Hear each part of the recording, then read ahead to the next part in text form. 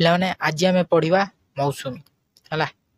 ମୌସୁମୀର କବି କିଏ ନା ରାଧାମୋହନ ଗଡ଼ନାୟକ। ଦେଖ ରାଧାମୋହନ ଗଡ଼ନାୟକ କେବେ ଜନ୍ମଗ୍ରହଣ କରିଥିଲେ ନା 1911 ମସିହାରେ। କେଉଁଠାରେ? ଢେଙ୍କାନାଳ ଜିଲ୍ଲାର ଅନୁଗୁଳ ଅନ୍ତର୍ଗତ କ'ଣ କଲାଣ୍ଡପାଳ ଗ୍ରାମରେ ସେ ଜନ୍ମଗ୍ରହଣ କରିଥିଲେ। ମନେ ରହିଲା ସମସ୍ତଙ୍କର? ନୋଟ୍ କରନ୍ତୁ ସମସ୍ତେ। ତାଙ୍କ ପିତାଙ୍କ ନାମ କ'ଣ ଥିଲା? ମହାଦେବ ଗଡ଼ନାୟକ ଓ ମାତାଙ୍କ ନାମ କ'ଣ? କୋଲମଣି ଦେବୀ। ସବୁ କିଛି ନୋଟ୍ କରନ୍ତୁ ହେଲା। କାହିଁକିନା ଯଦି କବି ପରିଚିତ ପଡ଼ିଥିବ ତାହେଲେ ଲେଖିଦେବ, କିଛି ଅସୁବିଧା ନାହିଁ। ତାପରେ ଦେଖ ରାଧାମୋହନ କ'ଣ କରିଥିଲେ ନା ଛାତ୍ରାବସ୍ଥାରୁ ଥିଲେ ମେଧାବୀ। ସେ ଉଚ୍ଚ ପ୍ରାଥମିକ ପରୀକ୍ଷାରେ ବୃତ୍ତି ଲାଭ କରିଥିଲେ। ଆର୍ଥିକ ଅସ୍ୱଚ୍ଛଳତା ହେତୁ ସେ କ'ଣ ପାଠ ପଢ଼ାରେ ବିଶେଷ ମନୋଯୋଗ ହୋଇପାରି ନଥିଲେ। ଏହାର ପରିଣତ ହେଲା ତାଙ୍କ ଘରୋଇ ଭାବ ମେଟ୍ରିକ ପରୀକ୍ଷା ଦେବାକୁ ପଡ଼ିଥିଲା। ସେ କେତେ 1934 ମସିହାରେ ଘରୋଇ ଭାବେ ମେଟ୍ରିକ ପାସ୍ କରିଥିଲେ। ଉଚ୍ଚଶିକ୍ଷା ପାଇଁ କଟକରେ କ'ଣ ଖ୍ରୀଷ୍ଟ କଲେଜରେ ନାମ ଲେଖାଇଥିଲେ ହେଲା। ତ ଏସବୁ ମନେ ରହିଗଲା। ତ ମନରେ ନ ରହୁଛି ନୋଟ୍ କରି ରଖ, ସବୁଠାରୁ ବେଷ୍ଟ। କାହିଁକିନା ନୋଟ୍ କରି ରଖିଲେ ଯେତେବେଳେ ନାହିଁ ସେତେବେଳେ ପଢ଼ିପାରିବ କି ନାହିଁ। ଆଚ୍ଛା, କବି ପରିଚିତ ବାସ୍ ଏତିକି ହିଁ କାଫି, ବେଶୀ ଏତେ ଲେଖିବା କିଛି ଦରକାର ନାହିଁ। 1938 ମସିହାରେ ଦେଖ 1938 ମସିହାରେ ସେ ଓଡ଼ିଶାର କ'ଣ ଗଡ଼ଜାତ ଆନ୍ଦୋଳନ ସକ୍ରିୟ ରୂପେ ଅଂଶଗ୍ରହଣ କରି କ'ଣ ଅଧ୍ୟୟନରେ ପୂର୍ଣ୍ଣଚ୍ଛେଦ ପକାଇଥିଲେ। ମେନ୍ ରହୁଛି ତ ଏକ୍ଜାମରେ ଯେଉଁ କୋଶ୍ଚିନ୍ ସବୁ ଆସୁଛି ତାକୁ ସବୁ କେମିତି ଲେଖିବ ହେଲା। ତ କୋଶ୍ଚିନ୍ର ଆନ୍ସର ବି ଜାଣିବା ଦରକାର କି ନାହିଁ। ଆଚ୍ଛା, କୋଶ୍ଚିନ୍ର ଆନ୍ସର ବି ଜାଣିବ। ଚାଲନ୍ତୁ ଦେଖିବା। ପ୍ରଥମେ କବି ପରିଚିତ ତ ଜାଣିଗଲେ, ବାସ୍ ପ୍ରଥମେ ଲେଖିବ କ'ଣ କବି କେଉଁଠି ଜନ୍ମଗ୍ରହଣ କରିଥିଲେ, ତାପରେ କ'ଣ କେମିତି କ'ଣ ତାଙ୍କ ପିତାଙ୍କ ନାମ ମାତାଙ୍କ ନାମ, ବାସ୍ ଇଏ ହେଉଛି ଇମ୍ପୋର୍ଟାଣ୍ଟ ପଏଣ୍ଟ ହେଲା। କବି ପରିଚିତ ସରିଗଲା। ଏବେ ଦେଖିବା ଇମ୍ପୋର୍ଟାଣ୍ଟ କୋଶ୍ଚିନ୍ ଆଉ ଆନ୍ସର ହେଲା। ଚାଲ ଦେଖ ମୌସୁମୀ କବିତାର ଭାବଦର୍ଶ ପ୍ରକାଶ କର ହେଲା। ଏଇଟା ହେଉଛି ଇମ୍ପୋର୍ଟାଣ୍ଟ କୋଶ୍ଚିନ୍ ହେଲା। ମୌସୁମୀ ଉପରେ ଗୋଟେ ଏହି କୋଶ୍ଚିନ୍ ଇମ୍ପୋର୍ଟାଣ୍ଟ କୋଶ୍ଚିନ୍। ସବୁବେଳେ ନୋଟ୍ କରିବ, ମନେ ରଖିବା, ଆଉ କ'ଣ ବାରମ୍ବାର ପ୍ରାକ୍ଟିସ୍ କରିବାଟା। ଯିଏ ଏଇଟା କରୁଛି ପ୍ରାକ୍ଟିସ୍ ତ ସିଏ ବହୁତ ହିଁ ଭଲ ରେଜଲ୍ଟ କରିବ ହେଲା। ତମେ ଥରେ କରିକି ଦେଖ, ତାପରେ ନିଶ୍ଚୟ ଜାଣିପାରିବ ଯେ କୋଉ ଭଳିଆ ଆପଣଙ୍କର ରେଜଲ୍ଟଟା ହେବ। ମୌସୁମୀ କବିତାର କେଉଁ ଭାବଦର୍ଶ ପ୍ରକାଶିତ ଉଲ୍ଲେଖ କର। ଇଏ ବି କିମ୍ବା ଏଟା ବି ଲେଖିପାରିବ, କିଛି ଅସୁବିଧା ନାହିଁ। ଦେଖ ନୋଟ୍ କର ସମସ୍ତେ। ଦେଖ ଛନ୍ଦା ଧରୁଣ ଶବ୍ଦ ଯାଦୁକର କ'ଣ ଗୀତି ଓ ଗାଥା ଶିଳ୍ପୀ ରାଧାମୋହନ ଗଡ଼ନାୟକଙ୍କର ଏକ କ'ଣ ଅନ୍ୟବଦ୍ଧ ସୃଷ୍ଟି ହେଉଛି ମୌସୁମୀ ହେଲା। ସବୁଠାରୁ ଅଲଗାଟା କ'ଣ ମୌସୁମୀ ସେ ଯେଉଁ ଲେଖିଛନ୍ତି। କବିତାର ଭାବ ସାର୍ବଜନୀନ ବୋଧ, କାରଣ ଏହାର ଭାବ ପକ୍ଷ ସହିତ ଏହାର କ'ଣ କଳ ପକ୍ଷର ସୁନ୍ଦର ସମନ୍ୱୟ ଘଟିଛି। ମୁଖ୍ୟ ସ୍ୱର ହେଉଛି ବର୍ଷାର ଆଗମନ, ଘରେ ଗ୍ରୀଷ୍ମ ତାପତ ଧରାବାସୀଙ୍କ ଦୁଃଖ କ୍ଲେଶ ଦୂର କରେ। ଆଉ ଗୋଟେ କଥା, ନିଜ ଭାଷାରେ ସମସ୍ତେ ଲେଖିବ ହେଲା।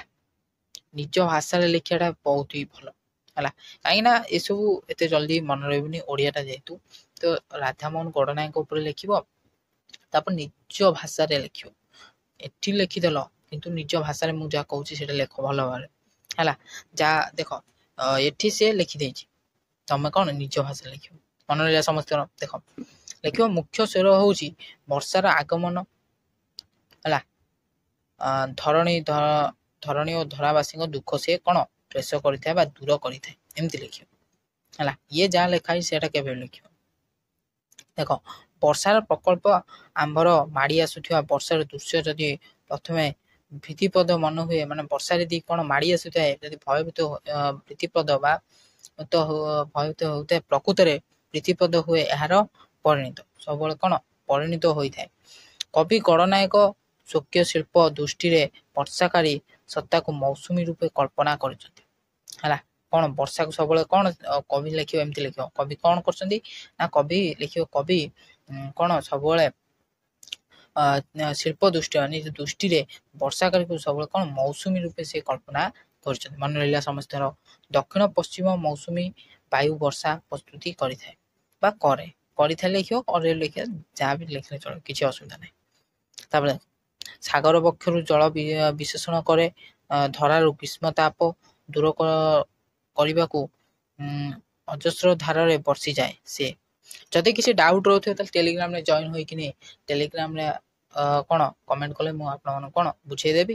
ଆଉ ଯଦି ବି କିଛି ବି କ'ଣ କମେଣ୍ଟରେ ମଧ୍ୟ କହିପାରିବେ, କିଛି ବି ଡାଉଟ୍ ରହୁଛି ନା ଟେଲିଗ୍ରାମରେ ଜଏନ୍ ହୋଇକି ମଧ୍ୟ କହିପାରିବେ। ଓକେ, ସୃଷ୍ଟିରେ ପ୍ରଳୟ ଆଣିବା ତାର ଉଦ୍ଦେଶ୍ୟ ନୁହେଁ। ସୃଷ୍ଟିର କାହାର ନା ମୌସୁମୀର ହେଲା। ସୃଷ୍ଟିରେ ମଙ୍ଗଳ ବିଧାନ କରିବା ହେଉଛି ତାର ଲକ୍ଷ୍ୟ। ଏଇ ଲକ୍ଷ୍ୟ ନେଇ ମୌସୁମୀ ହୋଇଥାଏ ଗତିଶୀଳ। ମାତ୍ର ମୌସୁମୀ ଆସେ କ'ଣ ଅଗତ୍ୟ ଉଗ୍ର ଧରାରେ ତାର ଆଗମନ ଭୟ ସଞ୍ଚାର। କବିଙ୍କ ମୌସୁମୀ ଆତ୍ମପରିଚୟ ଦେଇ ଧରାବାସୀକୁ ଶୁଣାଏ ହେଲା। ଧରାବାସୀକୁ କ'ଣ ସବୁବେଳେ କବିଙ୍କ ମୌସୁମୀଟା ସବୁବେଳେ କ'ଣ ବହୁତ ଭଲ କ'ଣ ପରିଚୟ ଦେଇଥାଏ। ତୂର୍ଣ୍ଣ ଗତିରେ ହିଲୋଇ ଆଜି ପୂର୍ଣ୍ଣ ବଳେ ଥାଇ ଆସିଅଛି ମୌସୁମୀ ମୁହଁ ସୃଷ୍ଟି ପରେ। ଏଇଟା ଲେଖିବ ହେଲା। ସବୁବେଳେ ମୁଁ କହୁଛି ଯାହାବି କବି ଲେଖିଛନ୍ତି ସେଟା ଯଦି ଲେଖୁଛ ନିଶ୍ଚୟ ଭଲ ରେଜଲ୍ଟ ଆସିବ। ତାପରେ ଦେଖ, ଦୈତ ରୂପରେ ଆସିଛି ଏଇ ମୌସୁମୀ। ଦୈତ ରୂପରେ ଆଲୁଳିତ ତାର କେଶ, ବିଲୁଡ଼ିତ ତାର ବେଶ। ଆଲୁଳିତ ମାନେ କ'ଣ? ଆଲୁଳିତ ମାନେ ଆଲୁଅ ହୋଇକିନି ଆସୁଛି ହେଲା। ମାନେ ଦୈତ ମାନେ ଆଲୁଅ ହୋଇକିନି ଆସୁଛି ତାର କ'ଣ କେଶ, ମାନେ ଆଲୁଳିତ ହୋଇ ଆସୁଛି। ଦୈତ୍ୟର ଅଟ୍ଟହାସ୍ୟ ଭଳି ତାର ଘଡ଼ଘଡ଼ି ଶବ୍ଦ, ମାନେ ତାର କ'ଣ ବହୁତ ଜୋର ଯୋଉ ଘଡ଼ଘଡ଼ି ଶବ୍ଦ କରି ସେ କ'ଣ ଆଲୁଳିତ ହୋଇ ଆସୁଛି, ଆଲୁଅ କରି ଆସୁଛି। କାରପାତ ଏଠି ସୃଷ୍ଟି କରେ କ'ଣ ଭୟ ସଂକୁଳ ଅବସ୍ଥା, ମାନେ ସମସ୍ତଙ୍କୁ କ'ଣ ଭୟ କରିଦେଇଥାଏ ଯେ ବର୍ଷା ଆସିଗଲା। ମର୍ତ୍ତ୍ୟବାସୀରେ ତାକୁ ଦେଖି ଭୟ କରନ୍ତି, ମାତ୍ର ସେମାନଙ୍କୁ ଆଶ୍ୱାସନା ଦେଇ ସେ ଶୁଣାଏ। କ'ଣ ଶୁଣାଏ ଦେଖ, ଡରନି ମତରେ ମର୍ତ୍ତ୍ୟଜୀବୀ, ମାନେ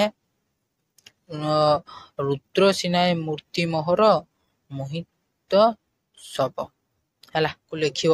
କାହିଁକି ନା ବହୁତ ହି ବଢ଼ିଆ ପଏଣ୍ଟଟା ଏଇଟା। ତମର ଯଦି ଲେଖୁଛ ମଝିରେ ଯଦି ଏଇଟା ଲେଖିଦେବ ନା ତାହେଲେ ବହୁତ ହି ଭଲ ରେଜଲ୍ଟ ହେବ। ସତ କହୁଛି, ଆପଣମାନେ ନିଶ୍ଚିନ୍ତ ଥରେ ଟ୍ରାଏ କରନ୍ତୁ ଏକ୍ଜାମରେ, ନିଶ୍ଚିନ୍ତ ବହୁତ ହି ଭଲ ରେଜଲ୍ଟ ହେବ ହେଲା। ତାପରେ ଦେଖ, ମୌସୁମୀ କବି ଦୃଷ୍ଟିରେ ବିକଟ ରୂପ ଦୈତ୍ୟ ନୁହେଁ। କବିଙ୍କ ଦୃଷ୍ଟିରେ କ'ଣ ବିକଟ ରୂପ, ସେ ଦୈତ୍ୟ ନୁହେଁ ବା ବିକଟ ହୋଇ ମୌସୁମୀ କ'ଣ ସମସ୍ତଙ୍କୁ ଦୈତ୍ୟ ନୁହେଁ ବା ଠିକ ନଥାଏ। ଓକେ, ସେ ସବୁବେଳେ କ'ଣ ନା ଠିକ ନଥାଏ। ସେ ସୁହୃଦୟ ପ୍ରେମଟିକ ହୃଦୟ ଦେଇ ସେ ଭଲ ପାଇଛି। ସାଗର ବୃକ୍ଷର ଉତ୍ମୀପ୍ରିୟା ସହିତ ସେ ଗଭୀର ଆନନ୍ଦରେ ମାତିଥିଲା। ତାର ନଗନ ଜଘନ ଉପରେ କ'ଣ ଲୁଟି ପଡ଼ିଥିଲା ନିବିଡ଼ ଆଶ୍ରୟରେ ତାକୁ ବୁକୁରେ କ'ଣ ଜଡ଼ାଇ ଧରିଲା ସେ। ଏତେବେଳେ କାହାର ଉଷ୍ମ ନିଶ୍ୱାସରେ ପରଶତା ଭିତରେ ଆଣିଲା ଜାଗରଣ। ଦେଖିଲା ମୌସୁମୀ ଆକାଶରୁ ବଳଂ ପଙ୍କ୍ତି ଖସି ପଡ଼ୁଥିଲା ସାଗର ବକ୍ଷରେ ହେଲା। ଜୀର୍ଣ୍ଣ ପୃଥିବୀ, ଧୂସର ବନଭୂମି, ଶୀର୍ଷ ତଟିନୀକୁ ଦେଖି ବିକଳ ହେଲା। ପ୍ରିୟ ଉର୍ମିକୁ ସାଥିରେ ଆଣି ସେ ଆଗେଇ ଆସିଲା। ପ୍ରାଣହୀନି ସହ କ'ଣ ଏକାକାର ହେଲା ସେ। କହିଲା ସେ ବିପୁଳ ପୁଲକ ପରଶ ଭରେ ମୁଁ ହରସ ଭରେ ପ୍ରିୟାରେ ମୋହର ଆଶ୍ଲେଷି ନେଇ ଉରୁଷ ପୁରେ ଆଉ ତୁ କାହିଁ। ଘନ ବନ୍ଧନ ଫିଟିଲା ନାହିଁ, ଦିଓଟି ଜୀବନ ମିଶିଯାଇ ଆଜି ମିଶ୍ର ରାଗେ। ଧାଇଁ ଆସିଅଛି ମୌସୁମୀ ମୁହିଁ ଧରଣୀ ଭାଗେ। ମାନେ ଧରଣୀକୁ ସେ କ'ଣ ମୌସୁମୀ ଧାଇଁ ଆସିଛି ବିପୁଳ ମୁହଁରେ, ବିପୁଳ ମାନେ ପଲକ ଆକାଶ ଦେଇ ସେ କ'ଣ ଆସିଛି ବର୍ଷା ହେବ ବୋଲି ସେ କ'ଣ ଆସିଛି। ତ ସେଇଟା କ'ଣ କବି କହୁଛନ୍ତି। ଗ୍ରୀଷ୍ମ ତପତି କ'ଣ ଧରାବାସୀଙ୍କ ଦୁଃଖ ଦୁର୍ଦ୍ଦଶାକୁ ଦୂର କରିବାକୁ ଧାଇଁଲା ମୌସୁମୀ। କ'ଣ ଯେତେବେଳେ ଖରା ହୋଇଥାଏ ବା ଗ୍ରୀଷ୍ମ ହୋଇଥାଏ, ଗ୍ରୀଷ୍ମ ଋତୁରେ କ'ଣ ମୌସୁମୀ ଆସେ। ଗ୍ରୀଷ୍ମ ଋତୁରେ ଯେତେବେଳେ ବର୍ଷା ହୋଇଥାଏ, ସବୁ କ'ଣ ଚାଷୀମାନଙ୍କୁ ବହୁତ ଖୁସି ହୋଇଥାଏ ହେଲା। ଗତିରେ ନଥିଲା ତାର କର୍ମତା ଆଉ ନର୍ମତା, ପରିବର୍ତ୍ତେ ଉର୍ଗତା ଏବଂ କ'ଣ ବ୍ୟଗ୍ରତା। ପୀଡ଼ିତ ପ୍ରାଣୀର ଉଦ୍ଧାର ପାଇଁ ପ୍ରଣୟନ ମଧୁର ଆବେଗ ତ୍ୟାଗ କରିଲା ଆସିଲା ମୌସୁମୀ। କିଏ? ମୌସୁମୀ ଯେତେବେଳେ ଆସିଥାଏ ସମସ୍ତେ ଖୁସି ହେଇଥାନ୍ତି, କାହିଁକିନା ଏଇ ଯେଉଁ ଗରମରୁ ରକ୍ଷା ପାଇବା ପାଇଁ ଯେତେବେଳେ ଗରମ ଏବେ ତ ଆସିଲାଣି ନା ଗ୍ରୀଷ୍ମ ଦିନ, ବହୁତ ହି ଗରମ ହବ, ତ ସେତେବେଳେ କ'ଣ ବର୍ଷାଟା ଆସିବ। କବିତାର ବର୍ଷା କିପରି ସୃଷ୍ଟି ମଙ୍ଗଳ ବିଧାନ କରିଥାଏ ତାହା ସୂଚିତ ମାର୍ଗ ଏହାର ସ୍ୱତନ୍ତ୍ର ମୌସୁମୀ ଏବଂ ଜଳବିନ୍ଦୁର ମିଶ୍ରଣ ବର୍ଷା ସୃଷ୍ଟି କରିଥାଏ। ବର୍ଷା ଯେତେବେଳେ ଗୋଟେ ଗୋଟେ ବୁନ୍ଦା ଜଳ ହୋଇ ସେ ପଡ଼ିଥାଏ ବହୁତ ହି ଖୁସି ଲାଗିଥାଏ। ଏହି ବୈଜ୍ଞାନିକ ସତ୍ୟ କବିତାର କମନୀୟ କଳାରେ ପରିଣତ କରି ପ୍ରଣୀୟ ପୁରୁଷ କିପରି ପ୍ରଳୟ ରୂପରେ ମଙ୍ଗଳା ବିଧାନ କରିପାରେ ତାହା ପ୍ରକାଶିତ। ସୁତରାଂ ଏହା ହିଁ କବିତାର ଆଦର୍ଶ, କବିତାର ମହନୀୟତା ହେଲା। ଏଇଟା କ'ଣ କବିତାର ଆଦର୍ଶ ଆଉ କବିତାର ମହନୀୟତା। ତ ଆଶା କରୁଛି ଆପଣମାନେ ଭଲ ଭାବରେ ବୁଝିପାରିଥିବେ। ଯାହା ବି ଡାଉଟ୍ ରହୁଛି ତ ଟେଲିଗ୍ରାମରେ ଜଏନ୍ ହୋଇ କହିପାରିବ, ଯଦି ନହେଲେ କମେଣ୍ଟରେ କହିପାରିବ।